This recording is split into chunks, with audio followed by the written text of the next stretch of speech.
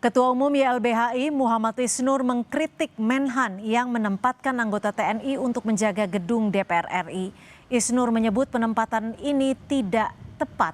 Menurutnya, sesuai mandat konstitusi, TNI bertugas menghadapi ancaman yang mengganggu kedaulatan negara dan tidak menjaga gedung-gedung sipil seperti gedung DPR.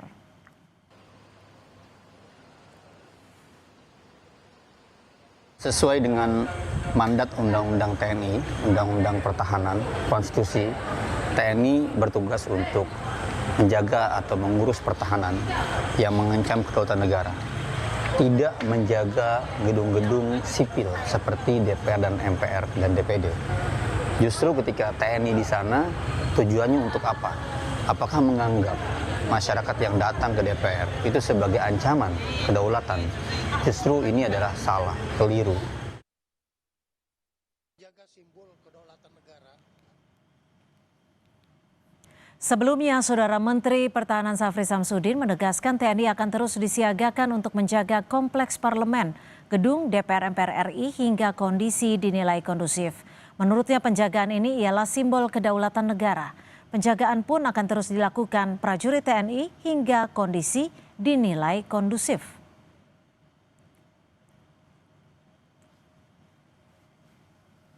Memang diperlukan kita.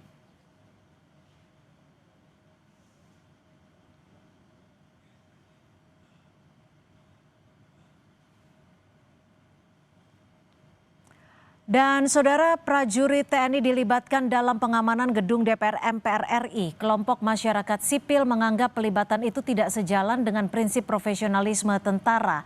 Kita akan bahas bersama Kepala Badan Intelijen Strategis TNI 2011 hingga 2013, Soleman Ponto, dan juga pengamat militer sekaligus Ketua Badan Pekerja Sentra Inisiatif Al-Araf, dan juga Syarif Hasan sudah bergabung bersama kami di sambungan Zoom. Tapi sebelum kita memulai dialog, kita akan dengarkan pernyataan dari Menhan. TNI akan menjaga simbol kedaulatan negara di DPR.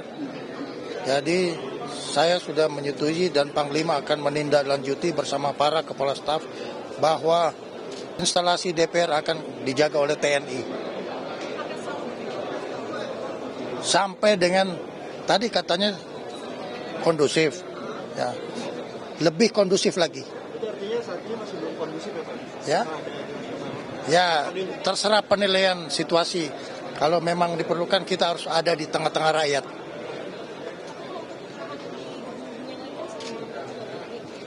Ya, instalasi pemerintah yang perlu mendapat perhatian yang berhubungan dengan kedaulatan kita jaga semua. Sudah bersama saya, Mas Al, bagaimana Anda melihat adanya penjagaan militer di gedung DPR MPR RI? Sudah wajarkah, layakkah, dan sudah sesuai porsinya menurut Anda? Ya, pertama secara konstitusi, Presiden adalah penguasa tertinggi atas Angkatan Darat, Laut, dan Udara. Sehingga di dalam Undang-Undang Pertahanan Undang TNI kelanjutannya, pengerahan dan pelibatan militer dalam tugas-tugas operasi selain perang hanya bisa dilakukan oleh Presiden, bukan oleh seorang Menteri Pertahanan. Jadi sikap dan langkah Menteri Pertahanan dengan melibatkan seperti itu sebuah kesalahan konstitusional. Dalam konteks itu Presiden harus segera mengkoreksi Menteri Pertahanan atas langkah dan sikap pengerahan TNI. Menteri Pertahanan yang membuat kebijakan pertahanan tidak dalam konteks pengerahan dan penggunaan kekuatan TNI. Jadi secara hukum dan undang-undang konstitusional salah. Yang kedua adalah fungsi utama TNI adalah sebagai alat pertahanan negara. Tugas-tugas dia adalah menghadapi kemungkinan ancaman perang. Karena militer dilatih dan dididik untuk persiapan perang. Tugas-tugas non pertahanan atau selain perang itu sifatnya hanya membantu. Jika dan kalau kapasitas pemerintahan sipil tidak bisa mengatasi situasi dan kondisi lagi. Dalam konteks ini salah satunya adalah kepolisian. Dalam situasi kekinian, kapasitas sipil masih bisa mengatasi situasi dan kondisi. Karena tidak ada situasi yang emergensi dalam situasi hari ini. Dalam kondisi normal hari ini. Dan kapasitas sipil dalam kepolisian pun tidak meminta perbantuan itu dalam konteks kepada Jadi Presiden. menurut Anda ini suatu hal yang berlebihan? Sesuatu hal yang berlebihan. Karena dalam situasi normal seperti ini, militer seharusnya tidak masuk menjaga wilayah itu. Yang ketiga adalah ini tidak sejalan dengan suara rakyat gitu ya. Oke. Masyarakat menginginkan dengan agenda 17+8 militer ditarik Ke barat. dari wilayah sipil dan kembali ke barat karena menurut masyarakat ini situasinya normal dalam situasi normal gitu. Oke. Dengan melibatkan militer berada di gedung DPR itu sama saja meletakkan bahwa masyarakat yang melakukan demonstrasi ada sebagai ancaman gitu. Iya. Padahal masyarakat adalah bagian dari rakyat yang Ya. ingin berpartisipasi dalam demokrasi. bukan Hanya ingin sebagai berkomunikasi ancaman. kepada perwakilannya di Betul. kursi DPR MPR. Ini semakin memperburuk situasi Oke, politik. ditahan sampai di situ, Bang Al. Saya juga akan mencoba ke Pak Soleman. Pak Soleman, sebenarnya ancamannya realnya seperti apa sih sampai harus menempatkan militer di gedung parlemen? Ancaman realnya apa? Yang jelas yang tahu ancaman real itu intelijen. Oke. Pasti itu ada berita intelijen yang masuk bahwa ada ancaman. Sehingga diperlukanlah itu. Tadi kan Pak Safri jelas itu. Itu lambang-lambang kedaulatan. Karena salah satu tugas TNI itu adalah menegakkan kedaulatan, menjaga keutuhan wilayah, melindungi segenap bangsa. Itu tugasnya. Lalu tadi tidak selalu membantu polisi, tidak ada perbantuan pada polisi. Tapi kan Yang ada kalau itu dilihat banyak. saat ini, Pak Soleman, maaf saya potong, Ya. kondisinya masih terbilang aman, masyarakat Ya. juga hanya ingin berkomunikasi dengan anggota dewan. Gini, itu untuk mata masyarakat sipil aman, untuk mata intelijen kan beda. The news behind the news kita melihat, kan tidak selalu melihat yang ada di depan. Buktinya aman-aman gedung DPR ada yang terbakar di mana-mana kan. Nah kan itu, jadi kita tidak bisa selalu melihat aman-aman di permukaan. Tapi kalau kita selalu flashback the news ke behind the news. Tapi kalau kita flashback ke kericuhan di Agustus lalu, itu kan memang ada indikasi tidak tersampaikannya keinginan rakyat untuk bertemu dengan wakilnya. Iya, boleh kan itu, tapi kan tidak sampai bakar-bakar. Yang ditakuti kan sampai bakar-bakar. Ya bakar-bakar pasti bukan orang-orang yang ingin bercerita dengan DPR kan. Pasti banyak penumpang-penumpang gelap yang ingin begitu. Itulah yang menjadi sasaran. Oke. Dan jangan dikira selalu TNI itu membantu Polri. Tidak. Kita bisa lihat pasal 7 ayat 2 huruf ABCDE, huruf E. Mengamankan objek vital nasional yang bersifat strategis. Salah satunya apa? Gedung DPR. Jadi tidak selalu membantu polisi. Tapi kan Gitu. fungsi, oke, sebelum saya lanjutkan pertanyaan ke Nah, Anda, itu saya ke undang-undang. Jangan lupa itu undang-undang. Jadi kita tidak sudah perbincangkan. Karena itu undang-undang TNI seperti begitu. Kenapa itu? Ya tanya pembuat undang-undang. Lain kalau tidak ada undang-undang. Jadi menurut Tugas Anda TNI saat ini adalah sudah kedaulatan. mengancam kedaulatan negara seperti itu sehingga TNI harus diturunkan di DPR? Kan bukan kedaulatan negara, lambang-lambang kedaulatan itu kan juga kedaulatan. Coba baca, apa yang disebut menegakkan kedaulatan? Menjaga pemerintah supaya bisa aman dan tentram melaksanakan tugasnya. Tidak selalu kedaulatan itu langsung tembak-tembakan, tidak selalu begitu. Itu kan makanya dibaca di belakangnya itu apa isinya. Itu Oke. ada tulisannya. Baik, sebelum saya ke Pak Syarif Hasan, Anda sepakat?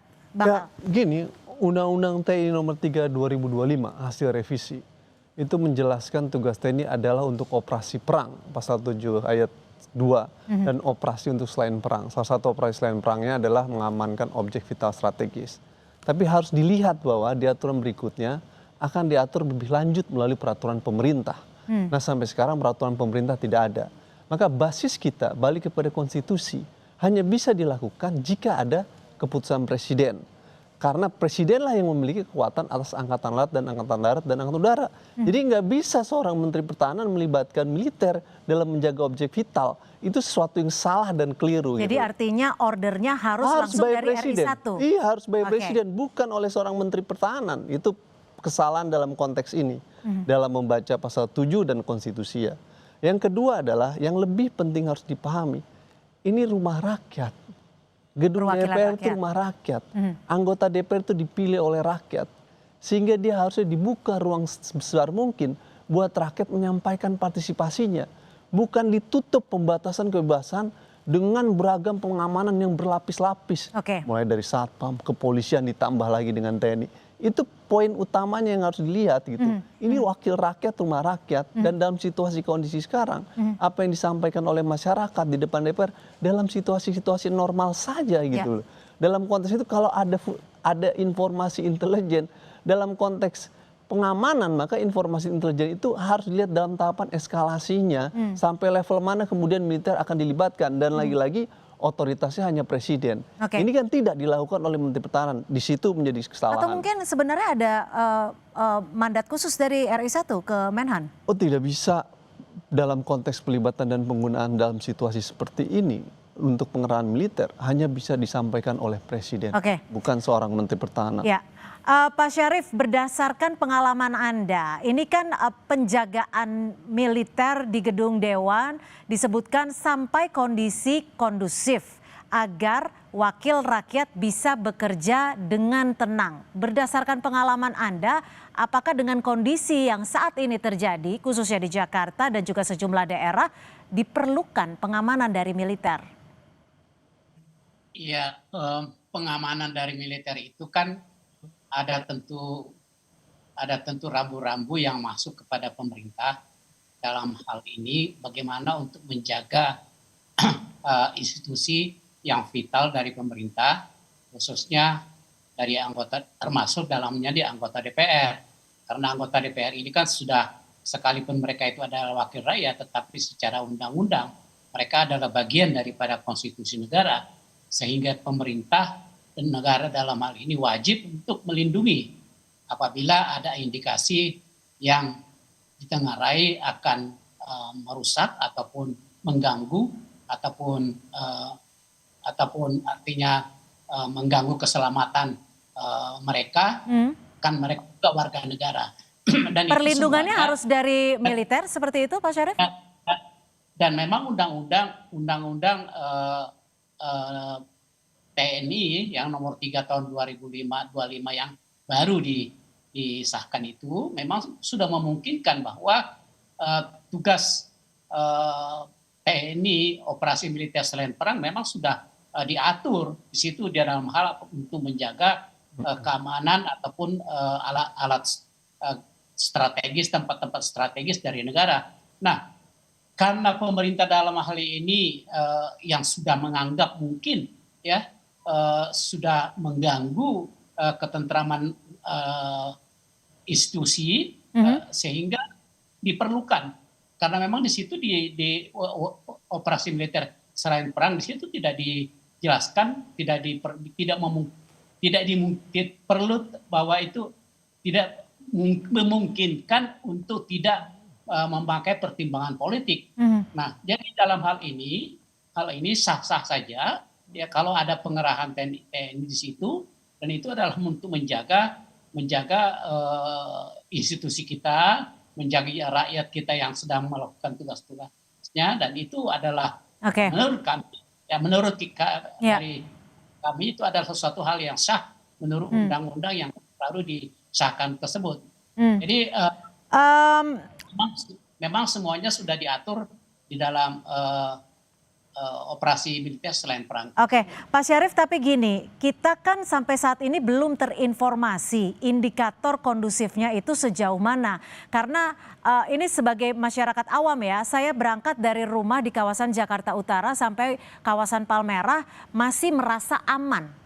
Kawasan Palmerah tidak jauh gitu loh dari lingkungan Senayan.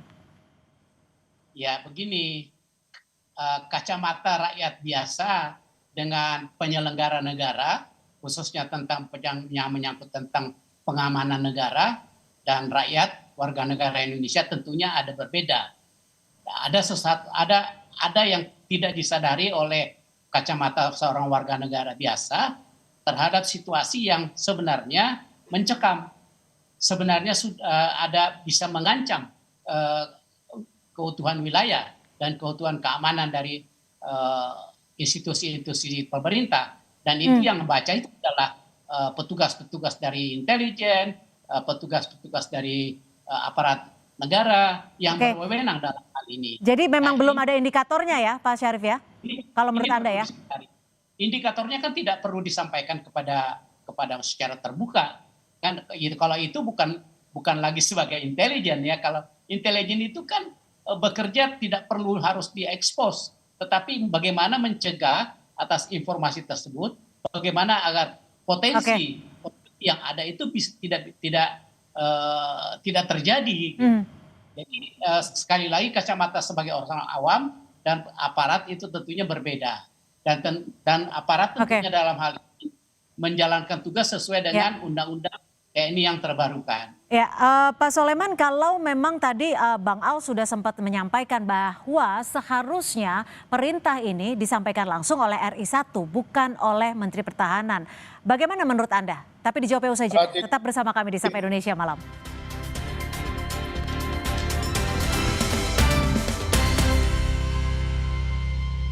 Lidah orang Indonesia itu sukanya yang gurih. Makanan sih banyak. Emang ada ya kopi gurih? Ada Creamy Latte.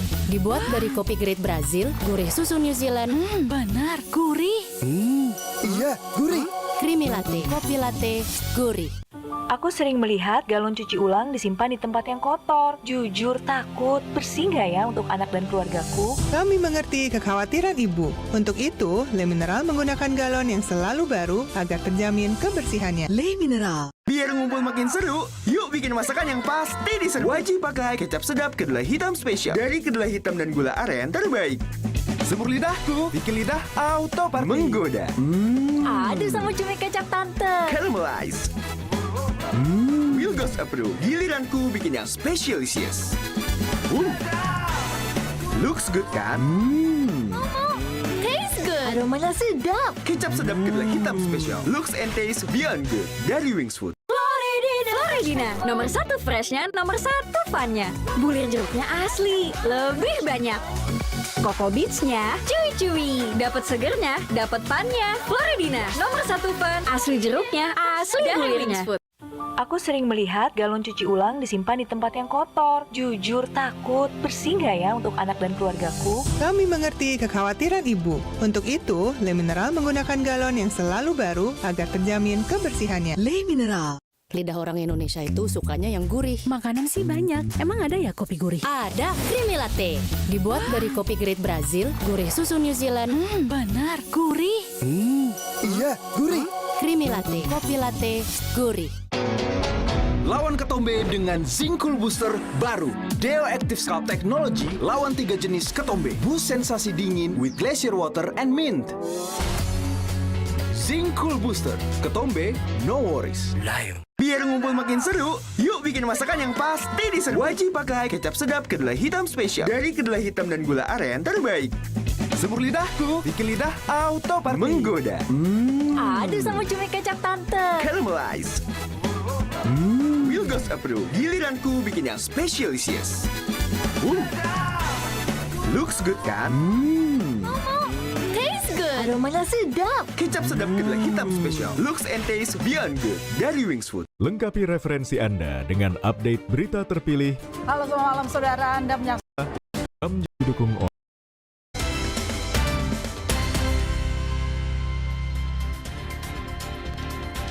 Dan saudara, sejumlah anggota TNI saat ini masih melakukan pengamanan di sekitar gedung DPR MPR RI Senayan, Jakarta. Saya akan ke Pak Soleman. Pak Soleman, kalau tadi Bang Al sudah menyampaikan seharusnya perintah pengamanan ini dikeluarkan langsung oleh RI1, Pak Presiden Prabowo, bukan oleh Menhan. Bagaimana perspektif Anda?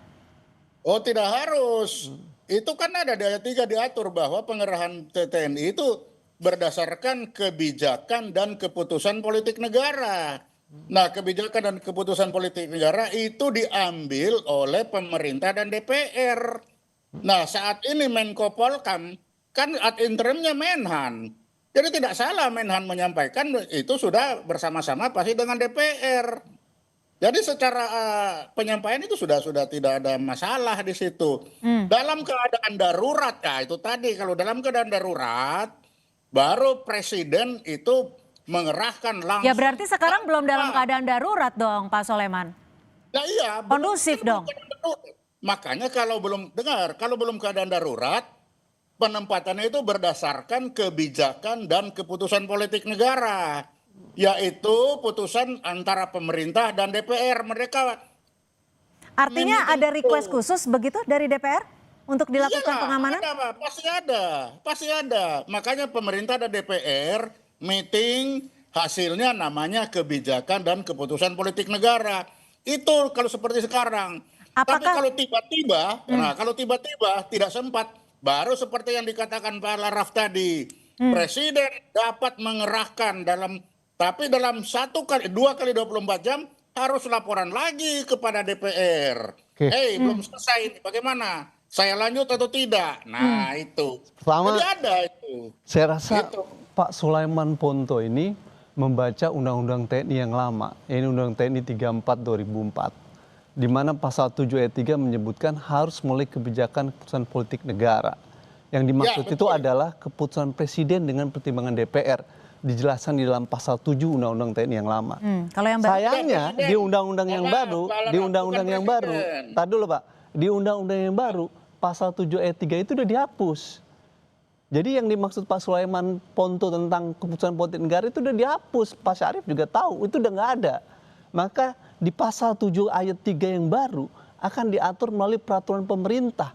Itu yang disebut dengan rule of engagement-nya. Jadi disampaikan Pak Sulaiman Ponto itu di undang-undang yang lama, di undang-undang yang baru udah nggak ada mekanisme kebijakan politik negara. strukturnya, request-nya. Bukan, nanti dulu saya bilang, saya mau mengkoreksi dulu yang disampaikan Pak Sulaiman Ponto itu di undang-undang TNI yang lama, di undang-undang TNI yang baru udah nggak ada. Jadi salah mengutip itu. Satu. Yang kedua, akan diatur oleh PP. PP-nya belum dibuat oleh pemerintah. Maka kalau PP belum dibuat, kita ngelihat kemana secara aturan hukum. Bukan saya dosen hukum. Maka balik ke konstitusi dan Undang-Undang 3 2002 yang menyebutkan bahwa presiden penguasa kekuasaan atas angkatan darat, laut, dan udara. Sehingga pengerahan kekuatan semua angkatan darat udara untuk tugas perang dan non-perang itu hanya ada di presiden. Itu bukan di Menteri Pertahanan. Di Undang-Undang 3 2002 tentang pertahanan negara, tugas Menteri Pertahanan hanya membuat kebijakan pertahanan negara, tidak mengerahkan kekuatan militer. Jadi itu jelas gitu. Jadi saya ingin katakan kutipan yang disampaikan tadi itu di undang-undang lama dan keliru. Kedua, saya ingin tekankan apa yang saya Pak Syarif ya. Justru saya ingin bilang ke Pak Prabowo, situasi dan kondisi ini memperburuk citra dan kredibilitas beliau. Kenapa demikian? Pemerintah sedang membangun apa yang disebut dengan politik of fear tuh.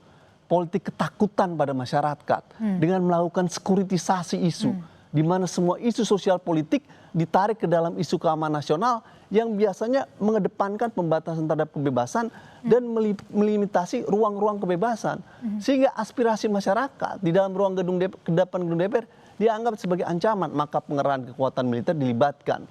Politik of fear ini terjadi hari ini dan itu sesuatu yang buruk dalam kehidupan demokrasi parlementer. Wakil rakyat harusnya tidak menyetujui langkah politik ketakutan tadi itu. Situasi normal ini dibangun dalam kerangka demokrasi dan kebebasan. Biarkan norma-norma aktor keamanan bekerja. Ada pengamanan di DPR, ada kepolisian, cukup di level itu. Karena dinamikanya sebatas itu. Kalau ada situasi genting dan situasi tertentu, menurut informasi intelijen, hanya presiden yang boleh mengerahkan. Anda ingin menanggapi Pak Sulaiman terkait perintahnya seharusnya dari RI 1. Dan peraturannya, mic Anda, audio Anda masih tertutup, mohon maaf. Oke, jadi nah sekarang ya boleh? Silakan. Silakan. Oke, jadi kalau betul itu sudah tidak ada. Nah saya kasih tahu doktrin ya, ini doktrin di militer. Kalau yang lama sudah hilang, yang baru belum ada, kita kembali yang lama. Karena kita tidak bisa menunggu. Nanti nunggu-nunggu tunggu berkelamaan, jadi kita pakai yang lama. Masa kita mau turun nanti sudah terjadi sesuatu? Jadi kalau enggak ada, ya sudah yang lama pakai dulu. Mau benar apa tadi, itu urusan nanti itu. Tapi yang penting ini sudah dijalankan, kan itu dulu. Ya mungkin undang-undang yang dirubah. Kita bicara, mengapa harus kita juga harus menjamin ketakutan para anggota DPR ada yang di dalam. Kenapa? Fakta membuktikan, dibiarin begitu, bakar-bakaran ujungnya. Makassar, berapa anggota DPR itu yang mati? Jadi bukan kita itu bukan semena-mena langsung memutuskan, tidak. Pak Sulaiman, berarti teman-teman di anggota DPR sempat menginformasikan bahwa takut ya? Seperti yang Anda sebutkan tadi.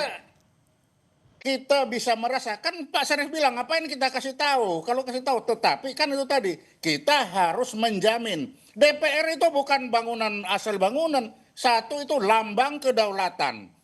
Jadi bukan asal bangunan, dan di situ masuk dalam kriteria objek vital bersifat strategis. Ya. Oke. Ya kan itu. Jadi jangan melihat dari kebebasan lalu sebebas-bebasnya. Fakta membuktikan kebebasan menghasilkan kehancuran. Itu yang kita jaga. Gitu. Kebebasan menghasilkan demokrasi, bukan menghasilkan kehancuran tuh. Ya, yang melakukan kehancuran diinvestigasi lewat TPF, siapa yang melakukan pembakaran. Dan itu proses harus dibentuk negara. Faktanya kita tentara itu tidak pakai pikiran, hanya melihat fakta hancur. Kan itu yang dilihat. Maka kita harus mengerti dulu logika berpikir tentara itu seperti apa dalam melihat. Oke. Jangan kita disuruh mikir aturan perundangan, yang nggak masuk. Tentara itu nggak mikir itu. Ya, memang soal pokoknya bukan di tentara, soalnya otoritas yang mengerahkan salah, bukan Menteri Pertahanan. Bagi tentara nggak pusing dengan itu. Tapi yang pernah ada apa? Oh ini PP belum ada. Lah kalau PP belum ada gimana? Pakai yang lama. Karena itu yang ada. Kalau PP belum ada, pakai konstitusi dan Undang-Undang 3 2002. Undang-undang yang lama nggak boleh dipakai. Itu secara hukum tidak bisa digunakan undang-undang yang lama. Karena undang-undang yang baru lah yang dipakai. Itu ada azasnya, Pak. Azas yang berlaku hukum. Tapi bagi ahli tentara tidak. Doktrin tentara ketika belum ada yang baru, kembali ke yang lama. Ini itu doktrin. Bicara negara hukum. Kita bicara hukum, bukan bicara doktrin. Kalau tentara dianggap salah, ya tentara siap kita pertanggungjawabkan. Tapi bagi kita, ketika PP nggak ada. Oke. Berarti artinya ada perbedaan cara pandang ya antara. Bukan perbedaan cara pandang. Gimana dong? Dalam Ini kan negara berdasarkan doktrin hukum, kalau kata Pak Soleman. dalam negara hukum ada undang-undang dasar, ada undang-undang, ada PP, ada peraturan daerah. Kita hidup bernegara harus mengacu kepada itu, bukan kepada karena doktrin. Kita konstitusi berdasarkan. Betul, berdasarkan konstitusi. Oleh karena itu bicara kita ada di konstitusi dan undang-undang. Doktrin itu milik internal militer. Pengerahan kekuatan TNI itu dalam konstruksi negara konstitusional harus berpijak pada konstitusi dan undang-undang, bukan kepada doktrin. Pengerahan kekuatan TNI dalam konstitusi hanya di tangan presiden. Tugasnya DPR dan pemerintah buat peraturan pemerintah. Jangan digeser-geser diskusi kita, karena diskusi kita di negara hukum. Baik, saya ke Pak Syarif. Pak Syarif, kalau tadi disebutkan bahwa memang ada keinginan, permintaan dari DPR RI untuk meminta pengamanan seperti yang tadi disampaikan oleh Pak Soleman. Apakah memang sudah se-necessary itu, sudah se-urgent itu? Karena kan kalau kita lihat sendiri gedung dewan, anggota parlemen itu seharusnya bisa berkomunikasi dengan rakyat. Karena yang kita junjung tinggi di sini adalah juga demokrasi. Gimana Pak Syarif menjawab itu? Jadi sekarang ini kan untuk mengatasi kejadian peristiwa minggu lalu itu, yang kita lihat akibatnya yang sangat luar biasa dan memprihatinkan kita semua. Kita lihat gerbang DPR itu hampir rubuh, sementara di daerah sudah ada yang dibakar, hampir seluruh Indonesia sudah mulai ada gerakan untuk menghancurkan gedung-gedung DPR dan sebagainya. Kemudian rumah anggota DPR juga sudah dijarah dan sebagainya, bahkan Menteri Keuangan juga dijarah rumahnya dan sebagainya. Tentu ini pemerintah harus mengatasi persoalan ini. Nah, tentunya dalam hal ini pemerintah harus mengimplementasikan undang-undang TNI. Nah, sementara undang-undang TNI tadi katakan PP-nya belum, ya, peraturan pemerintah belum, ya. Tetapi di undang-undang TNI yang sudah terbaru, sudah direvisi itu juga memungkinkan bahwa penugasan operasi militer selain perang itu memungkinkan untuk dilakukan tanpa pertimbangan politik. Itu jelas. Nah, artinya apa? Apa yang dilakukan oleh pemerintah untuk mencegah terjadinya kerusuhan yang berkelanjutan lagi, akan muncul kerusuhan yang akan menjatuhkan gradasi kepercayaan masyarakat dan luar negeri terhadap Indonesia. Di mana kita sedang membangun untuk kepentingan Indonesia, dan kalau itu terhambat akan merugikan rakyat Indonesia. Sehingga apa yang dilakukan oleh pemerintah ini menempatkan militer di tempat-tempat yang sangat strategis. Sekalipun itu ada yang berpandangan ini tidak demokratis, nggak apa-apa, ini kan demi kepentingan bangsa dan memang sudah sesuai dengan Undang-Undang nomor 3 tahun 2025 memungkinkan untuk menempatkan itu. Nah, bahwa ada yang berpandangan lain itu nggak apa-apa. Namanya juga negara kita ini negara demokrasi. Tetapi bagi kami, bagi saya dan bagi Partai Demokrat, apa yang dilakukan oleh pemerintah ini itu sudah betul-betul menjalankan Undang-Undang TNI yang terbaru nomor 3 tahun 2025. Di situ jelas dikatakan operasi militer selain perang itu dimungkinkan untuk dilakukan tanpa pertimbangan politik. Nah, kalau yang namanya tanpa pertimbangan politik itu artinya harus melalui presiden dan DPR dan dipertanggungjawabkan kembali. Ini nggak perlu, ini kita dalam keadaan katakanlah emergensi dan ada kemungkinan untuk muncul ekses yang sangat menakutkan buat kita, dan ini yang dirugikan adalah rakyat Indonesia sendiri. Ya kan? Semua kita dirugikan. Pak Syarif, otoritas yang kita persoalkan satu pokok adalah Anda yang merevisi Undang-Undang 3 2025 yang menghapus pasal 7 ayat 3 yang baik itu, lalu Anda rubah menjadi peraturan pemerintah dan pemerintah belum membuat PP. Jadi Anda memberikan cek kosong tuh yang membuat kondisi sekarang menjadi kacau. Itu poin pertama. Pada waktu itu kita menyatakan jangan hapus pasal itu, tetap keputusan politik negara, tapi DPR menghapus itu menjadi PP. Sekarang PP-nya belum dibuat, lalu Anda katakan ini kosong, pakai yang mana? Tentu kalau kita secara hukum pakai konstitusi dan Undang-Undang Pertahanan 3 2002 yang secara jelas menyebutkan otoritas pengeran dan penggunaan untuk operasi-operasi perang atau selain perang ada di tangan presiden. Hanya presiden yang boleh mengerahkan kekuatan militer, bukan Menteri Pertahanan. Saya rasa sebagai anggota Komisi 1 Anda sangat memahami bahwa Menteri Pertahanan tugasnya buat kebijakan pertahanan. Tugas presiden lah yang menggunakan pengurangan kekuatan TNI. Tidak ada yang melarang pelibatan militer dalam konteks operasi selain perang. Otoritas yang mengerahkan itu yang salah dan keliru, bukan Menteri Pertahanan. Gitu kira-kira kalau kita membaca logika konstitusionalnya, harusnya di presiden. Jadi saya ingin katakan, kekacauan situasi hari ini itu karena Anda membangun cek kosong di dalam Undang-Undang TNI yang tadinya indah dan bagus di Undang-Undang 34 2004 sebagaimana disampaikan Pak Sulaiman Ponto, harusnya melalui keputusan politik negara, tapi Anda hapus dan diserahkan kepada presiden aturan lainnya untuk melalui peraturan pemerintah. Sementara peraturan pemerintah sampai sekarang belum dibuat PP-nya. Itu yang kita akan sebagai cek kosong. Tapi dalam logika hukum, ketika ada situasi kekosongan hukum seperti itu, mana yang digunakan? Konstitusi balik lagi bahwa presiden adalah penguasa atas angkatan darat dan udara, sehingga hanya presiden yang boleh mengerahkan, bukan Menteri Pertahanan. Itu, Mas. Pak Soleman ingin menanggapi? Jadi kalau tadi Pak Laraf betul menghadapi dari ilmu hukum, ya memang seperti itu. Tapi TNI itu menghadapi dari doktrin. Doktrin TNI itu tadi, ketika tidak ada yang baru kita pakai yang lama. Itu doktrin. Kita tidak bisa merubah doktrin itu. Karena itu berlaku tidak hanya untuk ini. Untuk semua yang lain-lain juga sama seperti itu. Betul, betul. Baik. Tapi doktrin itu bukan dalam konteks pengerahan. Pengerahan itu ada di konstitusi.